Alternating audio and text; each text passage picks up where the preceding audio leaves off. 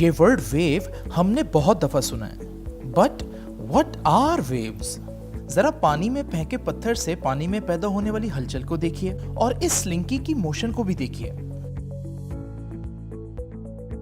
इसी तरह से फुटबॉल मैच के दौरान स्पेक्टेटर्स की इस ऑर्गेनाइज्ड मोशन को भी देखें। जरा सोचिए, इन तीनों एग्जांपल्स में क्या बात कॉमन है? इन तीनों एग्जांपल्स में जो बात कॉमन है वो है मीडियम में पैदा होने वाला डिस्टरबेंस, और इसी डिस्टरबेंस को ही तो हम वेव कहते हैं। So wave is a disturbance produced in a medium.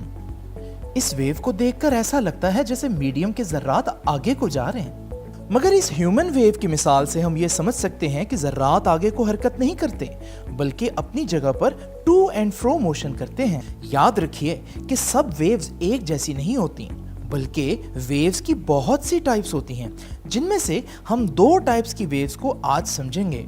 अगर मैं इस स्लिंकी को एक एंड से मूव करूं तो इसमें एक वेव पैदा हो रही है, मगर क्या आपने एक बात पर गौर किया?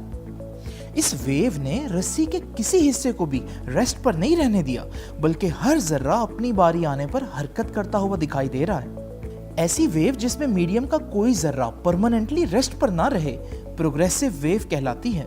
इसी तरह से स्पीकर से निकलने वाली साउंड वेव्स भी प्रोग्रेसिव वेव्स होती हैं, क्योंकि इनमें भी कोई पार्टिकल परमानेंट रेस्ट पर नहीं है।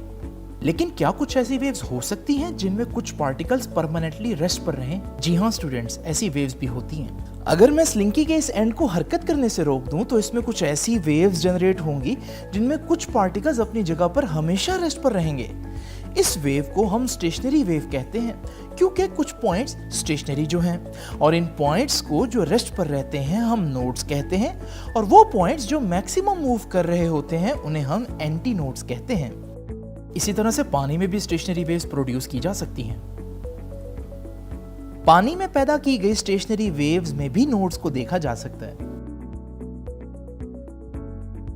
इसी तरह से गिटार की स्ट्रिंग्स पर पैदा होने वाली वेव्स भी स्टेशनरी वेव्स होती हैं। गिटार की स्ट्रिंग्स पर भी ये नोड्स देखे जा सकते हैं। दरअसल यही नोड्स ही स्टेशनरी वेव्स की पहचान होते हैं। बच्चों, वेव्स की और बहुत सी इंटरेस्टिंग प्रॉपर्टीज जानने के लिए पीजीसी ई लर्निंग ऐप पर हमारे कंप्लीट लेक्चर जरूर देखें।